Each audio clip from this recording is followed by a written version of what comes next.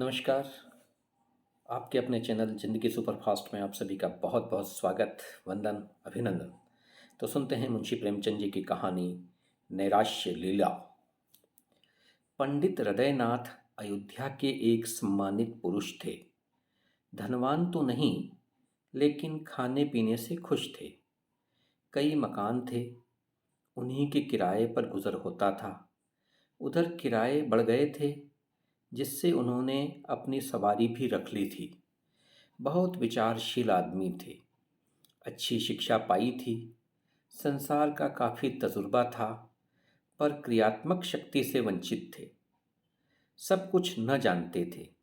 समाज उनकी आंखों में एक भयंकर भूत था, जिससे सदैव डरते रहना चाहिए।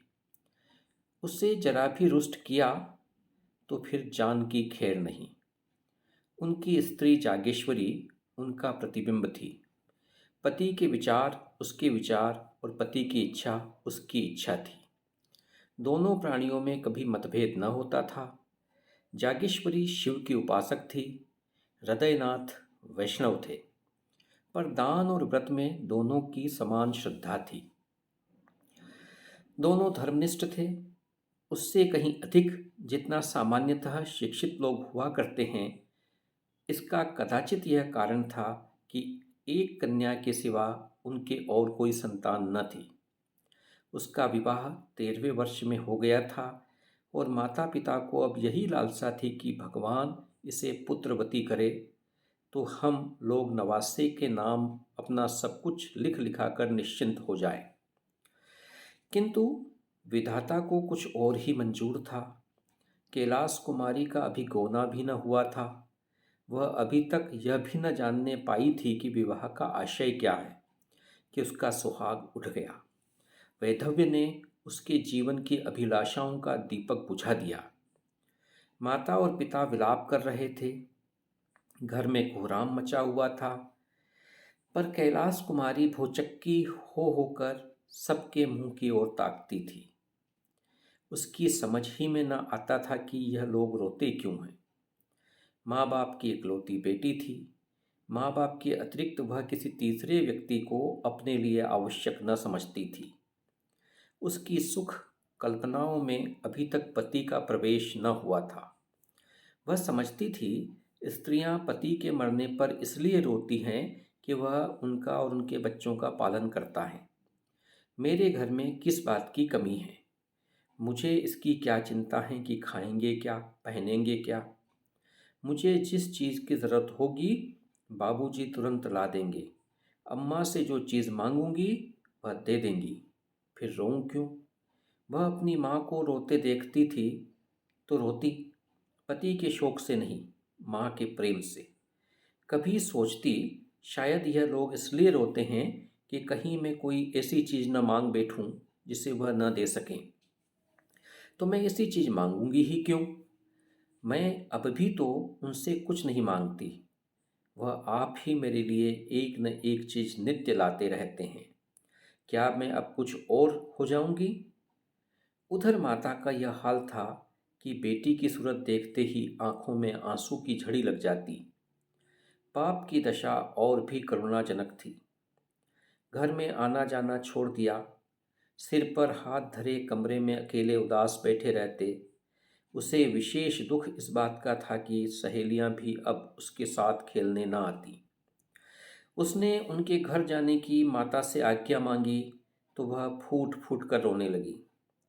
माता पिता की यह दशा देखी तो उसने उनके सामने आना छोड़ दिया। बैठी किस्से कहानियाँ पढ़ा करती। उसकी एकांत प्रियता का माँ बाप ने कुछ और ही अर्थ समझा। लड़की शोक के मारे घुली जाती हैं, इस वज्राघात ने उसके हृदय को टुकड़े टुकड़े कर डाला है।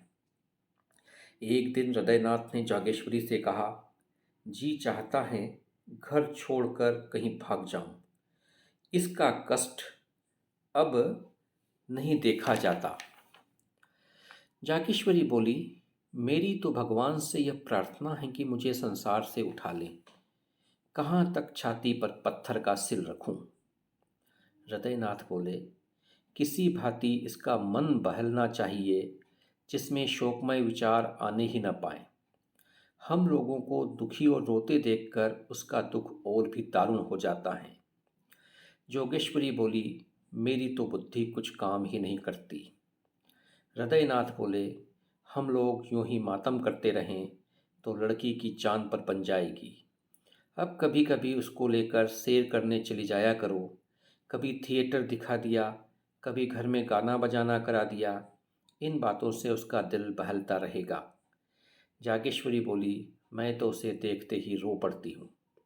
लेकिन अब जब्त करूँगी। तुम्हारा विचार बहुत अच्छा है। बिना दिल बहलाव के उसका शोक न दूर होगा। हृदयनाथ बोले, मैं भी अब उससे दिल बहलाने वाली बातें किया करूँगा। कल एक शेर भी लाऊंगा, अच्छे अच्छे दृश्य जमा करूँगा। ग्रामोफोन तो आज ही मंगवाए देता हूँ। बस उसे हर वक्त किसी न किसी काम में लगाए रखना चाहिए।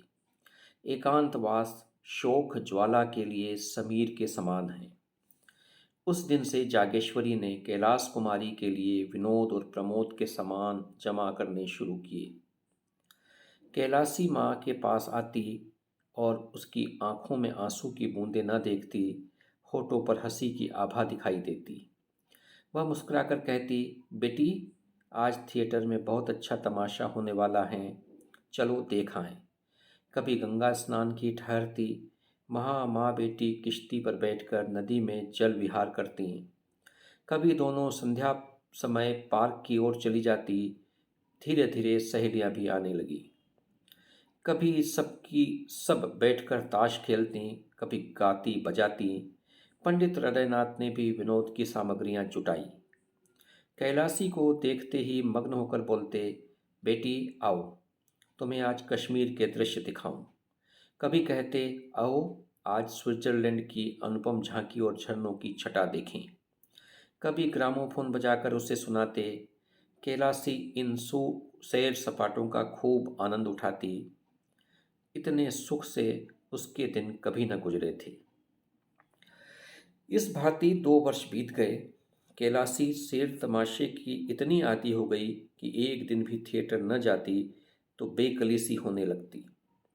मनोरंजन नवीनता का दास हैं और समानता का शत्रु। थिएटरों के बाद सिनेमा की सनक सवार हुई। सिनेमा के बाद मिस्मेरिज्म के हिप्नोटिज्म के तमाशों की। ग्रामोफोन के नए रिकॉर्ड आने लगे। संगीत का चस्का पड़ गया। बिरादरी में कहीं उत्सव होता तो माँ बेटी अवश्य जाती। कैलाशी नित्य इसी नशे में डूबी रहती। चलती तो कुछ गुनगुनाती हुई, किसी से बातें करती तो वही थिएटर और सिनेमा की। भौतिक संसार से अब उसे कोई वास्ता न था। अब उसका निवास कल्पना संसार में था। दूसरे लोक की निवासिनी होकर उसे प्राणियों से कोई सहानुभूति न रही। किसी के दुख पर जरा भी दया न आती। स्वभाव से उच्छृंखला का विकास हुआ। अपनी सुरुचि पर गर्व करने लगी। सहेलियों से डींगे मारती, यहाँ के लोग मूर्ख हैं, यह सिनेमा की कदर क्या करेंगे, इसकी कदर तो पश्चिम के लोग करते हैं। वहाँ मनोरंजन की सामग्रियाँ उतनी ही आवश्यक हैं जितनी हवा। जभी तो वे इतने प्रसन्न चित्त रहते हैं, मानो किसी बात की चिंता ही नहीं। यहाँ किसी को इसका रस है ही नहीं। जिन्हें भगवान ने सामर्थ्य भी दिया, वह भी सरे शाम से मुंह ढाक कर पड़े रहते हैं। सहेलियाँ कैलाशी की यह गर्वपूर्ण बातें सुनती और उसकी ओर भी प्रशंसा करती। वह उनका अपमान करने के आवेग में आप ही हास्यास्पद बन जाती थी। पड़ोसियों में इन सैर सपाटों की चर्चा होने लगी। लोक सम्मति किसी की रियायत नहीं करती। किसी ने सिर पर टोपी टेढ़ी रखी और पड़ोसियों की आंखों में खूबा। कोई जरा अकड़ कर चला और पड़ोसियों ने आवाज़ें कसी। विधवा के लिए पूजा पाठ हैं, तीर्थ व्रत हैं, मोटा खाना है, मोटा पहनना है। उसे विनोद और विलास, राग और रंग की क्या ज़रूरत। विधाता ने उसके सुख के द्वार बंद कर दिए हैं। लड़की प्यारी सही, लेकिन शर्म और हया भी तो कोई चीज़ है। जब माँ बाप ही उसे सिर चढ़ाए हुए हैं तो उसका क्या दोष। मगर एक दिन आंखें खुलेंगी अवश्य। महिलाएं कहती, बाप तो मर्द हैं, लेकिन माँ कैसी हैं। उसको जरा भी विचार नहीं कि दुनिया क्या कहेगी। कुछ उन्हीं की एक दुलारी बेटी थोड़े ही हैं। इस भांति मन बढ़ाना अच्छा नहीं है। कुछ दिनों तक तो यह खिचड़ी आपस में पकती रही। अंत में एक दिन कई महिलाओं ने जागेश्वरी के घर पर पदार्पण किया। जागेश्वरी ने उनका बड़ा आदर सत्कार किया। कुछ देर तक इधर उधर की बातें करने के बाद एक महिला बोली, महिलाएं रहस्य की बात करने में बहुत अभ्यस्त होती हैं। बहन, तुम ही मज़े में हो कि हंसी खुशी से दिन काट देती हो। हमें तो दिन पहाड़ हो जाता है। न कोई काम न धंधा, कोई कहाँ तक बातें करे। दूसरी देवी में आंखें मटकाते हुए कहा, अरे, तो यह तो बदी की बात है। सभी के दिन हंसी खुशी में कटे तो रोए कौन। यहाँ तो सुबह से शाम तक चक्की चूल्हे से छुट्टी नहीं मिलती। किसी बच्चे को दस्त आ रहे हैं तो किसी को ज्वर चढ़ा हुआ है, कोई मिठाइयों की रट लगा रहा है तो कोई पैसों के लिए महनामत मचाए हुए हैं। दिन भर हाय हाय करके बीत जाता है। सारे दिन कठपुतलियों की भांति नाचती रहती हूँ। तीसरी रमणी ने इस कथन का रहस्य भाव से विरोध किया। बदे की बात नहीं, वैसा दिल चाहिए।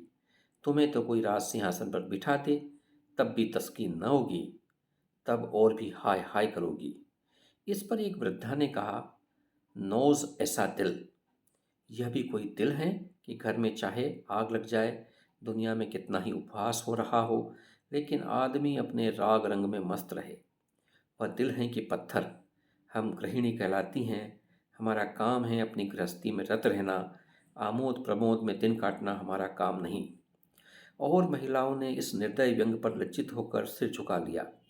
वे जागेश्वरी की चुटकियां लेना चाहती थी, उसके साथ बिल्ली और चूहे की निर्दय क्रीड़ा करना चाहती थी। आहत को तड़पाना उनका उद्देश्य था। इस खुली हुई चोट ने उनके पर पीड़न प्रेम के लिए कोई गुंजाइश न छोड़ी। किंतु जागेश्वरी को ताड़ना मिल गई। स्त्रियों के विदा होने के बाद उसने जाकर पति से यह सारी कथा सुनाई। हृदयनाथ उन पुरुषों में न थे जो प्रत्येक अवसर पर अपनी आत्मिक स्वाधीनता का स्वांग भरते हैं, हर धर्मी को आत्म स्वातंत्र के नाम से छिपाते हैं। वह सचिंत भाव से बोले, तो अब क्या होगा। जागेश्वरी बोली, तुम ही कोई उपाय सोचो। हृदयनाथ बोले, पड़ोसियों ने जो आक्षेप किया है वह सर्वथा उचित है। कैलाश कुमारी के स्वभाव में मुझे एक विचित्र अंतर दिखाई दे रहा है। मुझे स्वयं ज्ञात हो रहा है कि उसके मन बहलाव के लिए हम लोगों ने जो उपाय निकाला है वह मुनासिब नहीं है। उनका यह कथन सत्य है कि विधवाओं के लिए यह आमोद यह विनोद वर्जित है। अब हमें यह परिपाटी छोड़नी पड़ेगी। जागेश्वरी बोली, लेकिन कैलाशी तो इन खेल तमाशों के बिना एक दिन भी नहीं रह सकती। हृदयनाथ बोले, उसकी मनोवृत्तियों को बदलना पड़ेगा। शनि शनि यह विलासोन्माद शांत होने लगा। वासना का तिरस्कार किया जाने लगा। पंडित जी संध्या समय ग्रामोफोन न बजाकर कोई धर्म ग्रंथ पढ़कर सुनाते। स्वाध्याय, संयम, उपासना में माँ बेटी रत रहने लगी। कैलाशी को गुरुजी ने दीक्षा दी। मोहल्ले और बिरादरी की स्त्रियां आई। उत्सव मनाया गया। माँ बेटी अब किश्ती पर सैर करने के लिए गंगा न जाती, बल्कि स्नान करने के लिए जाती। मंदिरों में नित्य जाती। दोनों एकादशी का निर्जल व्रत रहने लगी। कैलाशी को गुरुजी नित्य संध्या समय धर्मोपदेश करते। कुछ दिन तक तो कैलाशी को यह विचार परिवर्तन बहुत कष्टजनक मालूम हुआ, पर धर्मनिष्ठा नारियों का स्वाभाविक गुण है। थोड़े ही दिनों में उसे धर्म में रुचि हो गई। अब उसे अपनी अवस्था का ज्ञान होने लगा था। विषय वासना से चित्त आप ही आप खिंचने लगा। पति का यथार्थ आशय समझ में आने लगा था। पति ही स्त्री का सच्चा मित्र, सच्चा पथ प्रदर्शक और सच्चा सहायक है। पति विहीन होना किसी घोर पाप का प्रायश्चित है। मैंने पूर्व जन्म में कोई अकर्म किया होगा। पतिदेव जीवित होते तो मैं फिर माया में फंस जाती। प्रायश्चित का अवसर कहाँ मिलता। गुरु जी का वचन सत्य है कि परमात्मा ने तुम्हें पूर्व कर्मों के प्रायश्चित का यह अवसर दिया है। वैधव्य यातना नहीं है, जीवोद्वार का साधन है। मेरा उद्वार त्याग, विराग, भक्ति और उपासना ही से होगा। कुछ दिनों के बाद उसकी धार्मिक वृत्ति इतनी प्रबल हो गई कि अन्य प्राणियों से वह पृथक रहने लगी। किसी को न छूती, महरियों से दूर रहती, सहेलियों से गले तक न मिलती, दिन में 2-2 3-3 बार स्नान करती, हमेशा कोई न कोई धर्म ग्रंथ पढ़ा करती। साधु महात्मा के सेवा सत्कार में उसे आत्मिक सुख प्राप्त होता। जहाँ किसी महात्मा के आने की खबर पाती, उसके दर्शनों के लिए विकल हो उठती। उनकी अमृतवाणी सुनने में से उसका जी न भरता। मन संसार से विरक्त होने लगा, तल्लीनता की अवस्था प्राप्त हो गई। घंटों ध्यान और चिंतन में मग्न रहती, सामाजिक बंधनों से घृणा हो गई। हृदय स्वाधीनता के लिए लालायित हो गया। यहाँ तक कि 3 ही वर्षों में उसने संन्यास ग्रहण करने का निश्चय कर लिया। माँ बाप को यह समाचार ज्ञात हुआ तो होश उड़ गए। माँ बोली, बेटी, अभी तुम्हारी उम्र ही क्या है कि तुम ऐसी बातें सोचती हो। कैलाश कुमारी बोली, माया मोह से जितनी जल्दी निवृत्ति हो जाए उतना ही अच्छा है। हृदयनाथ बोले, क्या अपने घर में रहकर माया मोह से मुक्ति नहीं हो सकती है? माया मोह का स्थान मन है, घर नहीं। जागेश्वरी बोली, कितनी बदनामी होगी। कैलाश कुमारी बोली, अपने को भगवान के चरणों पर अर्पण कर चुकी तो मुझे बदनामी की क्या चिंता। जागेश्वरी बोली, बेटी, तुम्हें न हो, हमको तो है। हमें तो तुम्हारा ही सहारा है। तुमने जो संन्यास ले लिया तो हम किस आधार पर जिएंगे। कैलाश कुमारी बोली, परमात्मा ही सबका आधार है, किसी दूसरे प्राणी का आश्रय लेना भूल है। दूसरे दिन यह बात मोहल्ले वाले के कानों में पहुंच गई। जब कोई अवस्था असाध्य हो जाती है तो हम उस पर व्यंग करने लगते हैं। यह तो होना ही था। नई बात क्या हुई? लड़कियों को इस तरह स्वच्छंद नहीं कर दिया जाता। फूले न समाते थे कि लड़की ने कुल का नाम उज्जवल कर दिया। पुराण पढ़ती है, उपनिषद और वेदांत का पाठ करती हैं, धार्मिक समस्याओं पर ऐसी ऐसी दलीलें करती हैं कि बड़े बड़े विद्वानों की जबान बंद हो जाए। तो अब क्यों पछताते हैं? भद्र पुरुषों में कई दिनों तक यही आलोचना होती रही। लेकिन जैसे अपने बच्चे के दौड़ते दौड़ते धम से गिर पड़ने पर हम पहले क्रोध के आवेश में उसे झिड़कियाँ सुनाते हैं, उसके बाद गोद में बिठाकर आंसू पोंछने और फुसलाने लगते हैं, उसी तरह इन भद्र पुरुषों ने व्यंग के बाद इस गुत्थी को सुलझाने का उपाय सोचना शुरू किया। कई सज्जन हृदयनाथ के पास आए और सिर झुकाकर बैठ गए। विषय का आरंभ कैसे हो? कई मिनट के बाद एक सज्जन ने कहा, सुना है डॉक्टर गौड़ का प्रस्ताव आज बहुमत से स्वीकृत हो गया। दूसरे महाशय बोले, यह लोग हिंदू धर्म का सर्वनाश करके छोड़ेंगे। तीसरे महानुभाव ने फरमाया, सर्वनाश तो हो ही रहा है, अब और कोई क्या करेगा। जब हमारे साधु महात्मा, जो हिंदू जाति के स्तंभ हैं, इतने पतित हो गए हैं कि भोली भाली युवतियों को बहलाने में संकोच नहीं करते, तो सर्वनाश होने में रह ही क्या गया है। हृदयनाथ बोले, यह विपत्ति तो मेरे सिर ही पड़ी हुई है, आप लोगों को तो मालूम होगा। पहले महाशय बोले, आप ही के सिर क्यों, हम सभी के सिर पर पड़ी हुई है। दूसरे महाशय बोले, समस्त जाति के सिर पर कहिए साहब। हृदयनाथ बोले, उद्धार का कोई उपाय सोचिए। पहले महाशय ने फरमाया, आपने समझाया नहीं। हृदयनाथ बोले, समझा समझा के हार गया, कुछ सुनती ही नहीं है। तीसरे महाशय बोले, पहले ही भूल हुई, उसे इस रास्ते पर डालना ही नहीं चाहिए था। पहले महाशय बोले, उस पर पछताने से क्या होगा, सिर पर जो पड़ी है उसका उपाय सोचना चाहिए। आपने समाचार पत्रों में देखा होगा, कुछ लोगों की सलाह है कि विधवाओं से अध्यापकों का काम लेना चाहिए। यद्यपि मैं इसे भी बहुत अच्छा नहीं समझता, पर सन्यासिनी बनने से तो कहीं अच्छा है। लड़की अपनी आंखों के सामने तो रहेगी।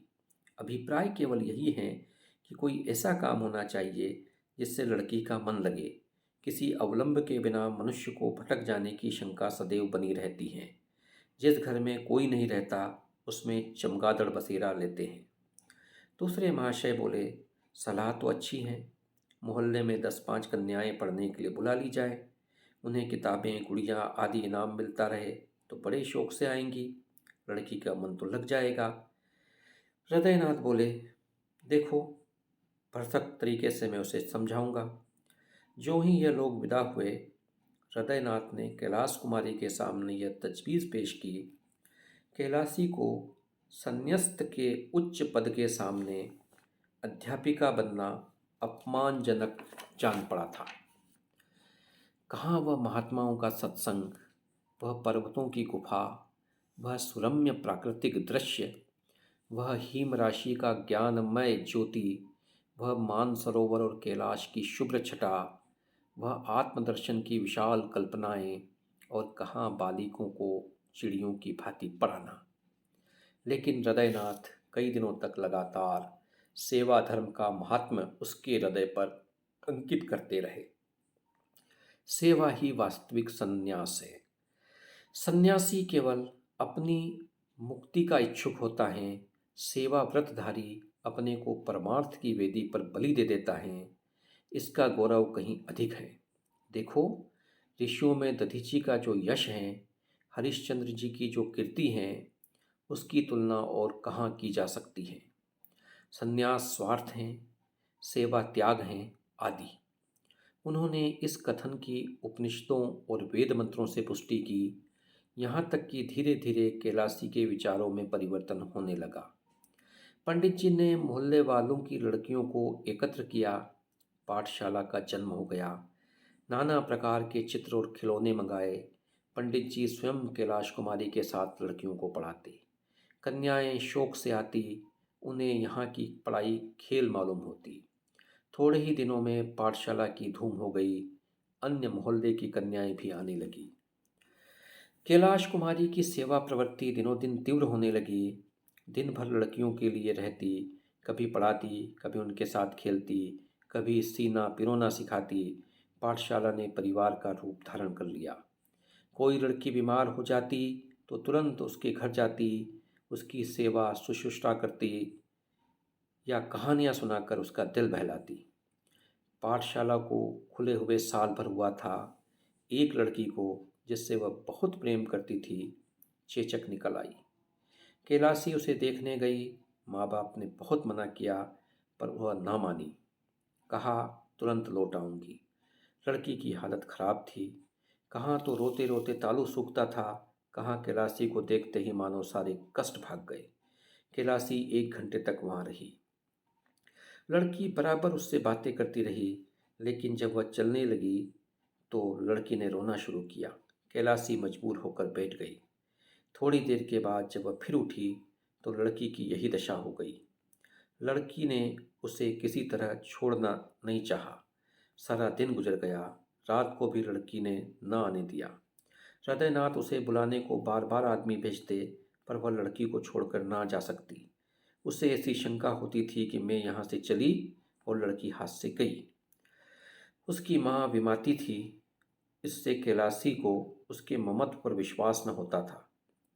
इस प्रकार वह 3 दिनों तक वहाँ रही। आठों पहर बालिका के सिरहाने बैठी पंखा जलती रहती।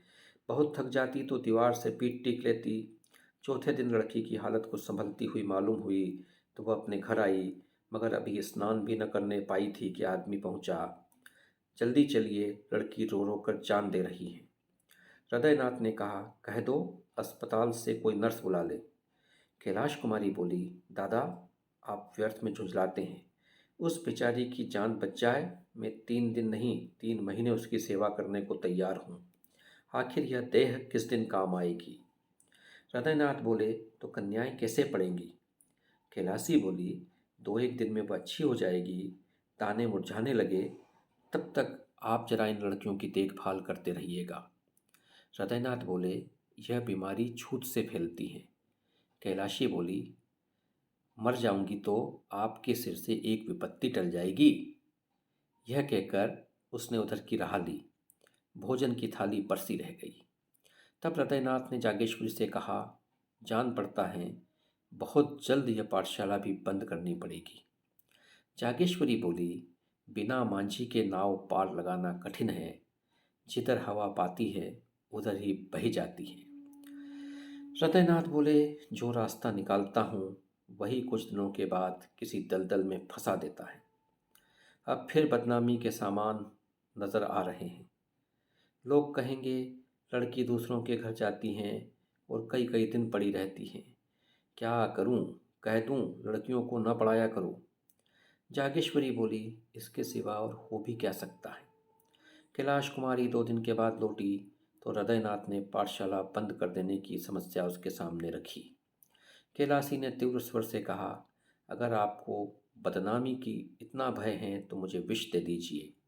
इसके सिवाय बदनामी से बचने का और कोई उपाय नहीं है।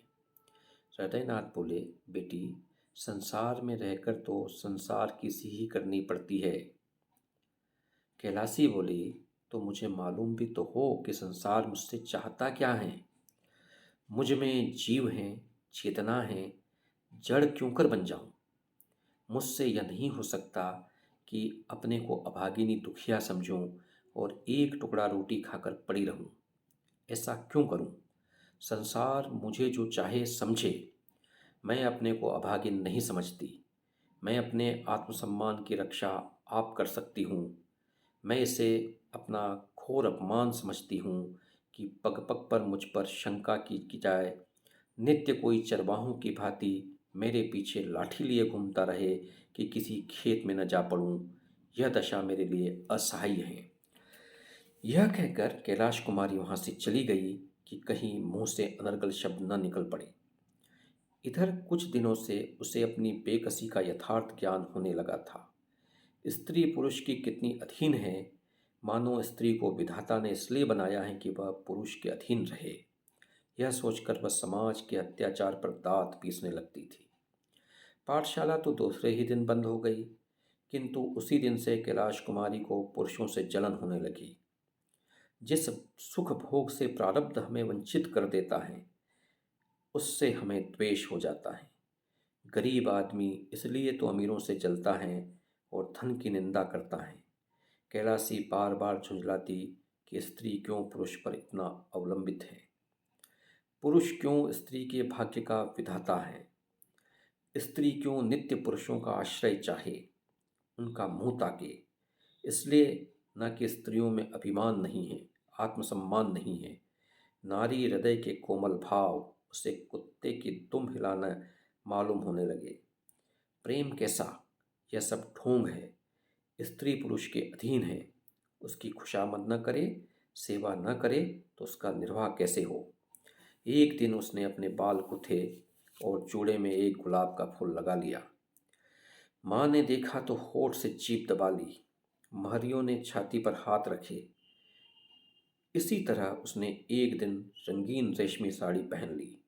पड़ोसियों में इस पर खूब आलोचनाएं हुई। उसने एकादशी का व्रत रखना छोड़ दिया, जो पिछले 8 वर्षों से रखती आई थी। कंघी और आईने में वह अब त्याज्य न समझने लगी। सहालक के दिन आए। नित्य प्रति उसके द्वार पर से बारातें निकलती। मोहल्ले की स्त्रियां अपने अपने अटारियों पर खड़ी होकर देखती। वर के रंग रूप आकार प्रकार पर टीकाएं होती। जोगेश्वरी से भी बिना एक आंख देखे न रहा जाता। लेकिन कैलाश कुमारी कभी भूल कर भी इन जुलूसों को न देखती। कोई बारात या विवाह की बात चलाता तो वह मुंह फेर लेती। उसकी दृष्टि में विवाह नहीं, भोली भाली कन्याओं का शिकार है। बारातों को वह शिकारियों के कुत्ते समझती। यह विवाह नहीं है, स्त्री का बलिदान है। तीज का व्रत आया। घरों में सफाई होने लगी। रमणियां इस व्रत को रखने की तैयारियां करने लगी। जागेश्वरी ने भी व्रत का सामान किया। नई नई साड़ियां मंगवाई। कैलाश कुमारी के ससुराल से इस अवसर पर कपड़े, मिठाइयाँ और खिलौने आए करते थे। अब के भी आए। यह विवाहिता स्त्रियों का व्रत है। इसका फल है पति का कल्याण। विधवाएं भी इस व्रत को यथोचित रीति से पालन करती हैं। पति से उनका संबंध शारीरिक नहीं वरन आध्यात्मिक होता है। उसका इस जीवन के साथ अंत नहीं होता, अनंत काल तक जीवित रहता है। कैलाश कुमारी अब तक यह व्रत रहती आई थी। अब की बार उसने निश्चय किया, मैं व्रत नहीं रखूंगी। माँ ने सुना तो माथा ठोक लिया। बोली, बेटी, यह व्रत रखना तुम्हारा धर्म है। कैलाश कुमारी बोली, पुरुष भी स्त्रियों के लिए व्रत रखते हैं क्या? जागेश्वरी बोली, मर्दों में इसकी प्रथा नहीं है। कैलाश कुमारी बोली, इसलिए न कि पुरुषों को स्त्रियों की जान उतनी प्यारी नहीं होती जितनी स्त्रियों को पुरुषों की जान प्यारी होती है। जागेश्वरी बोली, स्त्रियां पुरुषों की बराबरी कैसे कर सकती हैं? उनका तो धर्म है अपने पुरुष की सेवा करना। कैलाश कुमारी बोली, मैं इसे अपना धर्म नहीं समझती। मेरे लिए अपनी आत्मा की रक्षा के सिवाय और कोई धर्म नहीं है। जागेश्वरी बोली, बेटी, गजब हो जाएगा, दुनिया क्या कहेगी? कैलाश कुमारी बोली, फिर वही दुनिया। अपनी आत्मा के सिवाय मुझे किसी का भय नहीं है। हृदयनाथ ने जागेश्वरी से यह बातें सुनी तो चिंता के सागर में डूब गए। इन बातों का क्या आशय है? क्या आत्मसम्मान का भाव जागृत हुआ है या नैराश्य की क्रूर क्रीड़ा है? धनहीन प्राणी को जब कष्ट निवारण का कोई उपाय नहीं रह जाता तो वह लज्जा को त्याग देता है। निस्संदेह नैराश्य ने यह भीषण रूप धारण किया है। सामान्य दशाओं में नैराश्य अपने यथार्थ रूप में आता है, पर गर्वशील प्राणियों में यह परिमार्जित रूप ग्रहण कर लेता है। यहाँ वह हृदयगत कोमल भावों का अपहरण कर लेता है, चरित्र में अस्वाभाविक विकास उत्पन्न कर देता है। मनुष्य लोकलाज और उपहास की ओर से उदासीन हो जाता है। नैतिक बंधन टूट जाते हैं। यह नैराश्य की अंतिम अवस्था है। हृदयनाथ इन्हीं विचारों में मग्न थे कि जागेश्वरी ने कहा, अब क्या करना चाहिए? हृदयनाथ बोले, क्या बताऊं? जागेश्वरी बोली, कोई उपाय है? हृदयनाथ बोले, बस एक ही उपाय है, पर उसे जबान पर नहीं ला सकता। तो हमने सुनी मुंशी प्रेमचंद जी की कहानी नैराश्य लीला। जीवन को हम अपने तरीके से बदलते रहते हैं, बल्कि उसके यथार्थ को स्वीकार नहीं करते।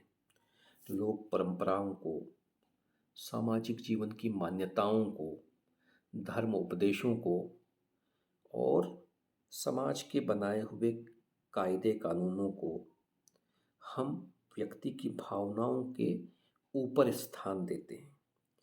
तो एक समय तक तो व्यक्ति उन चीज़ों के साथ चलता है, किंतु एक समय के पश्चात जब वह अपने आत्म तत्व के साथ जुड़ जाता है और उसे यह अनुभूति होने लगती है कि यह जो वो कर रहा है या उससे जो समाज या परिवार या घर करवा रहा है वह कोई अनिवार्य नहीं है, वह ईश्वर का दिया हुआ आदेश नहीं है, बल्कि कुछ व्यवस्थाओं का हिस्सा है।